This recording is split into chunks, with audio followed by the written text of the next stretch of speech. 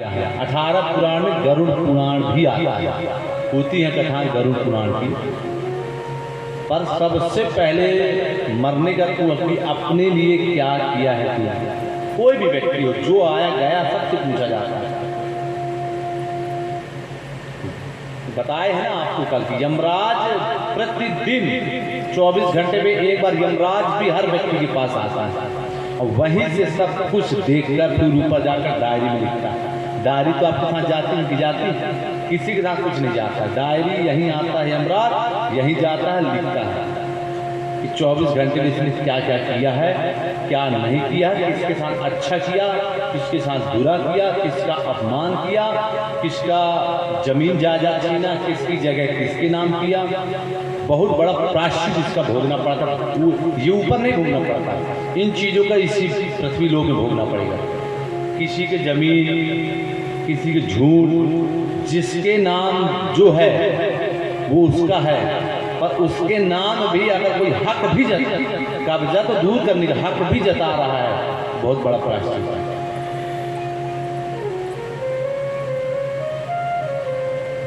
तो मरने के बाद सबसे पहले पूछा जाता है अपने लिए क्या किया। फिर पूछा जाता है कि जीवन में तो दुखी, दीन दुखी लोग तेरे जीवन में भी आए, उनके लिए तूने क्या किया। क्योंकि आज के समय में भगवान ने हम लोगों को देने लायक बनाया है, मांगने लायक नहीं बनाया। इसलिए देने लायक हैं तो भगवान आपके यहाँ किसी रूप में, कल बताए 3 रूप में भगवान आए थे, तो ऐसे ही जो आए दीजिए, जो आपके पास दीजिए। वो आपसे लेने नहीं आए, आपको बहुत कुछ देने आए। जैसे मंदिर जाते हैं, अब ऊपर मंदिर दर्शन करने जाते हैं, आप लोग देखते हैं कि मंदिर गए, जैसे बाजू वाला मंदिर में चढ़ाने के लिए पैसे निकाला, उसके बाजू वाला हाथ पकड़ लेता है, अरे ये क्या कर रहे हैं, कम चढ़ाओ, कम निकालो। सबसे बड़ा पाप का भागीदार वो बनता है जो हाथ पकड़ रहा है। कभी दान पुण्य करने वाले को कभी किसी को हाथ नहीं पकड़ना चाहिए, सबसे बड़ा पापी होता है। दूसरा,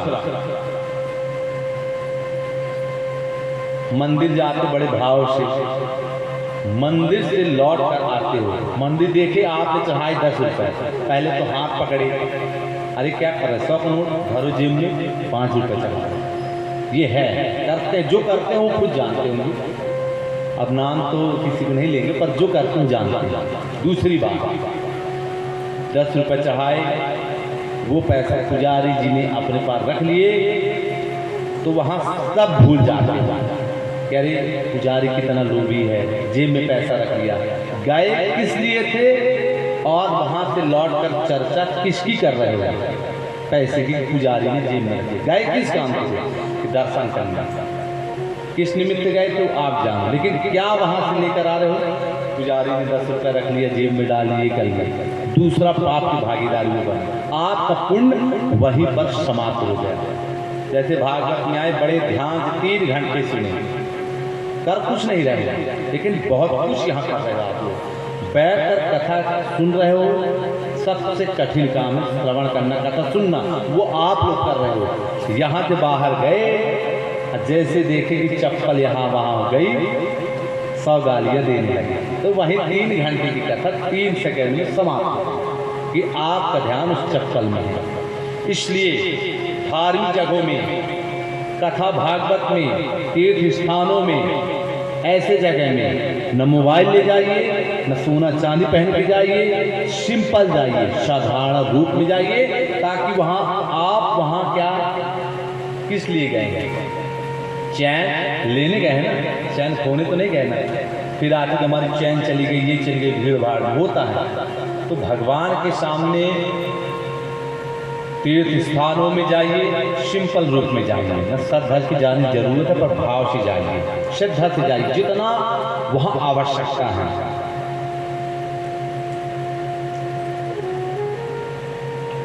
जीवन में भोजन मतलब अन्नदान भोजन खिलाने का सबसे बड़ा महत्व, सबसे बड़ा यज्ञ कहलाता भोजन। दूसरा यज्ञ है कन्यादान। भोजन खिलाना सबसे बड़ा यज्ञ है। दूसरा ब्रह्मांड का सबसे बड़ा यज्ञ कन्यादान। दो यज्ञ सबसे बड़े माने गए हैं। ऐसे